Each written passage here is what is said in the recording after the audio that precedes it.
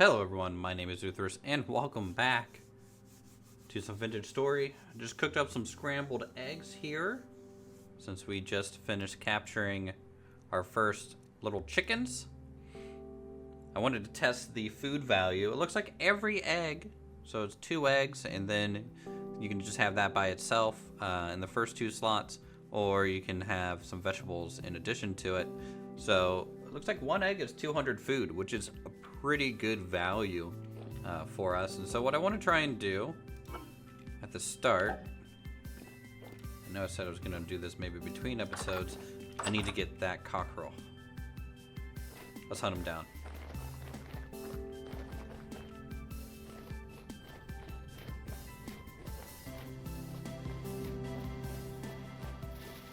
You know, the nice thing about having a frozen river is you basically get a free road. You get a free road for a little bit until you get up into the chunks that realize that they haven't frozen over yet. That's something I hope they maybe can address long term, is maybe, like, I like this, like how like the shoreline's kind of partially frozen, you know, and the center's still thawed, but I kind of wish there was a way for them to retroactively add ice and stuff to chunks that should have it if it's been cold enough, like almost like a 3-day temperature check or something like that. Now, where is the rooster? We got some hens over here.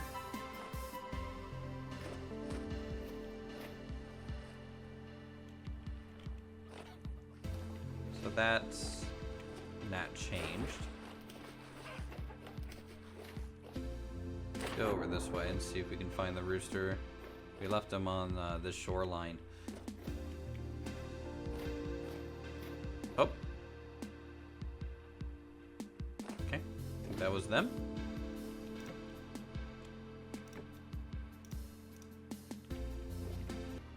Come on, little guy. Come on, little guy. And you ate my bait. What a bastard. Okay, we're back at the hut. We'll see if we catch one of those guys in the morning. Something I want to do is make some tin. So we're going to do some blacksmithing real quick. It's always fun to do some blacksmithing. So we're going to make some of our first 10 bronze tools. We need a 10 bronze pickaxe. And we also need... what other 10 bronze items should I make?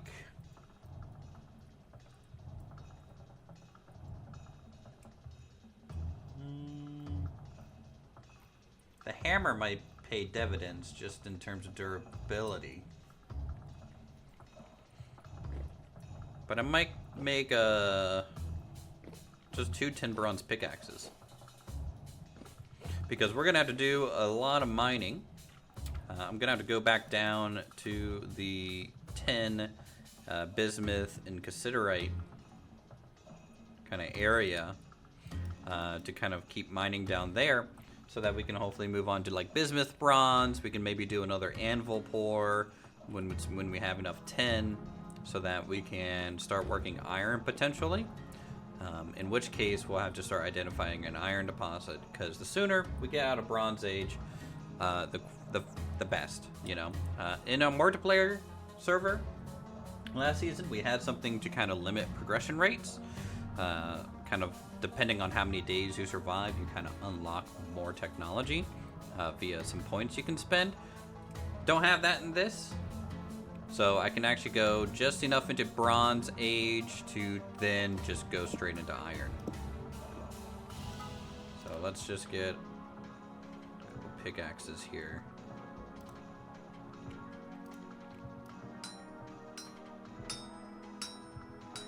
Because iron is definitely more abundant when you find it. And it is a lot more durable than bronze. There is some extra steps in terms of processing it and what you have to do, but we can cover that when we get there. In the meantime, we're just gonna smithy up a little bit of a pickaxe.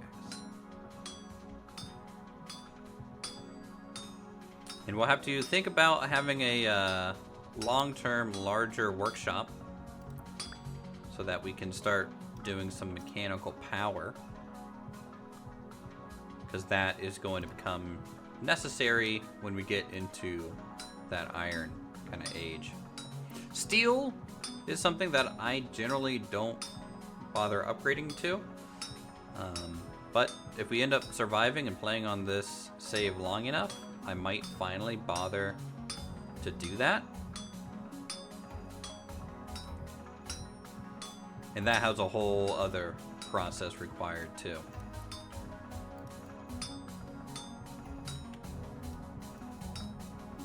But once we're at the Iron Age, I'll probably end up making a real combat set of armor so that we can start exploring properly. Let's quench these down there. Love the sound of quenched metal. Alright, 2 pickaxes, good to go. Alright, rise and shine, 5 a.m. I woke up sooner than this in real life. This is nothing. The sun's actually out, which is good. We're coming to an end of December, which means we have successfully, today, at the end of the day, I guess, survived a whole year of hardcore survival vintage story. That makes me happy.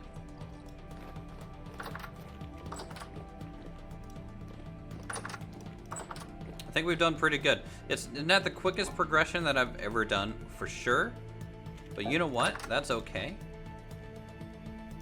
To celebrate, I'll go ahead and crack open a, what is this? Red meat stew with boiled shiitake and lobster. Now, I'm gonna say this is actual lobster, not the mushroom, because it's fancier sounding. Nice. I may have ran all the way to the mine, realized I forgot my prospecting pick, and now we're running all the way back. Yay! Okay, so welcome to the bismuth / tin and zinc mine. So this is why I needed a bronze pickaxe. We ran into a layer of olivine, which is nice. I do need olivine later, but I can't break through it without... I forgot ladders. Anyways, I can't break through it without tier 3.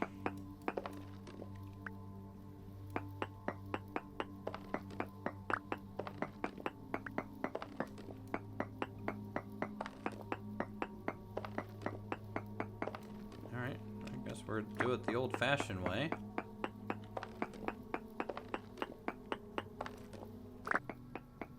Now, sphalerite, cassiterite, one of these ores used to be always really hard to see. I think it was sphalerite back in the day. So this here is cassiterite. So this is tin, which is fine. This will be enough for some more tin bronze tools. And we'll get us kind of squared away here in the tin age. Though I could go from tin bronze straight to iron as well. Though I really like bismuth bronze. It's kind of a fun metal to get, in my opinion. Alright, so we're back. I'm probably going to do another tin pour so we can talk about how alloy mixing works. I don't think I covered it yet. Exactly. But we can do that here now. Just need to drop off some things. Just storage. Okay. And we're good to go. Alright, so we need a tin bronze anvil. And the reason we want to upgrade your anvil is that the tier above the metal that you're working needs to have at least the tier below kind of anvil. So I can work 10 bronze on a copper anvil. Okay, I can't work iron on a copper anvil. I need a bronze anvil to work iron on it. And to work steel, I need an iron anvil, etc. So that's just kind of how this works. So let's see what we can do here to get 10, or I guess it's 9 units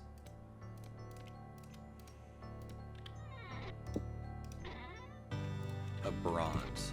Ideally, I should probably do a 10 unit pour so that I could probably use a mold. For maybe something else, maybe a hammer. I think that'll be useful. So let's get our crucible here on the fire. And I'm just making sure I don't have any other chunks anywhere. I don't. I do need potentially more copper.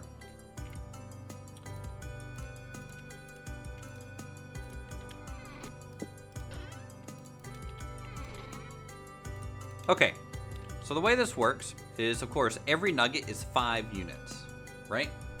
And if I look at 10 and what it takes to make 10 bronze, I need a ratio of 8 to 12% tin, 88 to 92% copper. So a 9 to 1 kind of ratio.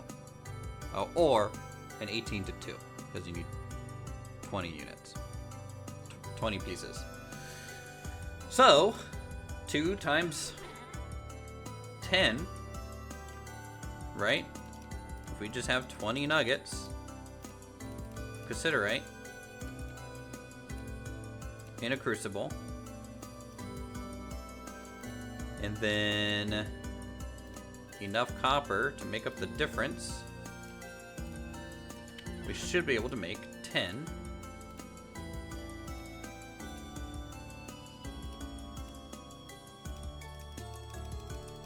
units of 10 bronze, just like that.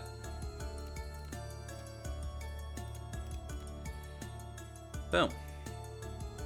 So that's how this works. You can see that it doesn't show anything if I don't have the ratio correct. So sometimes I'll sit here and kind of tap 1. So if I really wanted to save on copper, right, and use a little bit more tin, I could get 835 units of 10 bronze, right? Or maybe save a little bit of copper, still use a decent amount of tin. That's not 100% efficient. It also kind of depends on how much of each ore that you have, that you might want to change your ratios around. But we obviously have a lot of copper, so I want to use maximum copper and as little tin as possible to get this pour started. And then it's pretty much the same as any other time. We're just gonna light this up. And now we just wait for it to finish. So we'll get a nice new hammer, which is good. Always want a lot of hammers. I need some sticks. So while that's heating up, let's get some sticks while it's still daylight.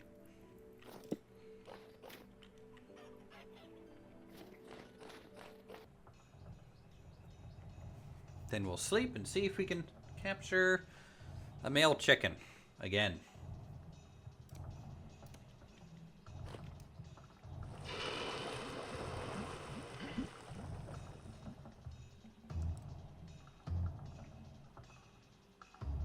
Wonderful upgrade here. So this means technically we could worry about going to the Iron Age now.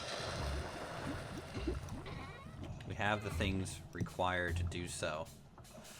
Maybe not quite the infrastructure to get that properly up and running. We need bloomeries, and that's about it. Bloomeries would be the only requirement, which require more fire clay to do. But nice. Well, I would say we're in the Bronze Age. Once you have the Bronze Anvil, I would say you are in Bronze Age. You're kind of in the age of whatever anvil you have, I find, generally speaking. So this old anvil, I could turn it to scrap, honestly.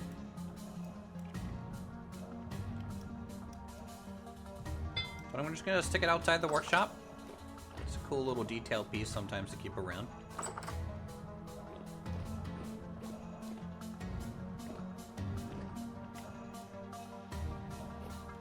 How are we doing on chickens? You guys lay any more eggs?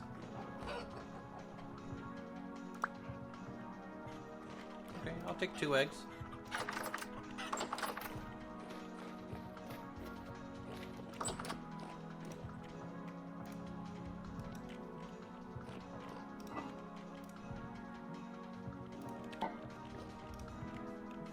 Add some mushroom as garnish here.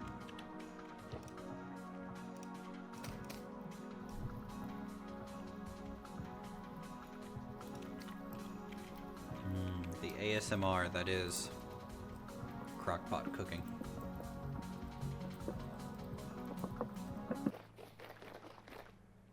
It's a good way to start January.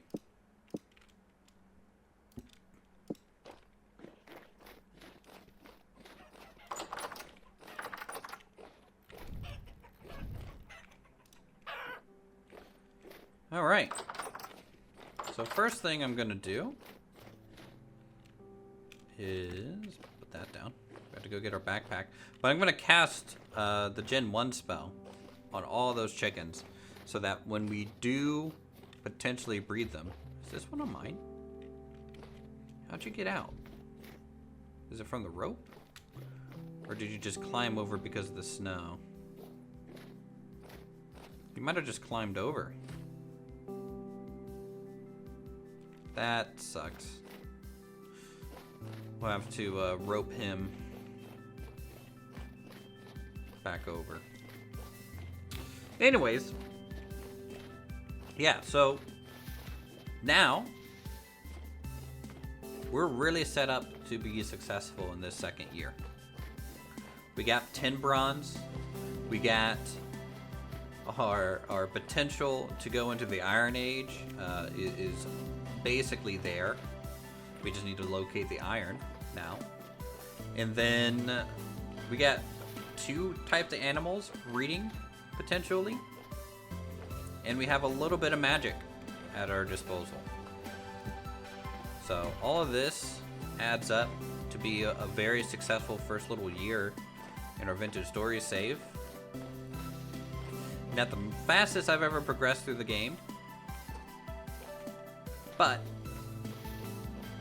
for 0 deaths and taking no major risks, I think we're okay. We survived bear attacks and everything.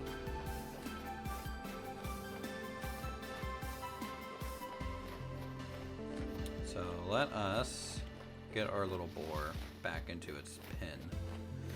Question is, can I rope him up slopes? I don't think so.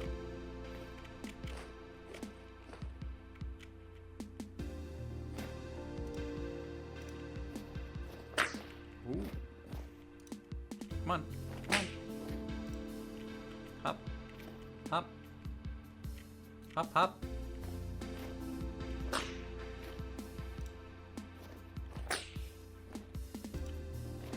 There we go.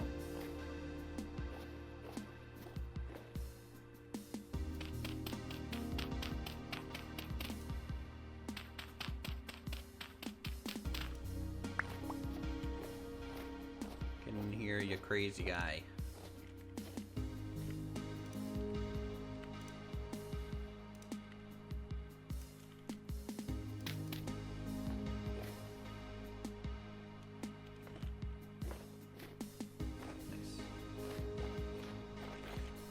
Alright, so with that, I think we'll go ahead and end this episode here. Appreciate everyone for watching and enjoying the series and things. If you like the stuff, feel free to subscribe. Hit that like button. Become a member today to get notified when we go live. And we will see you all in the next episode here at Vintage Story Hardcore. Bye.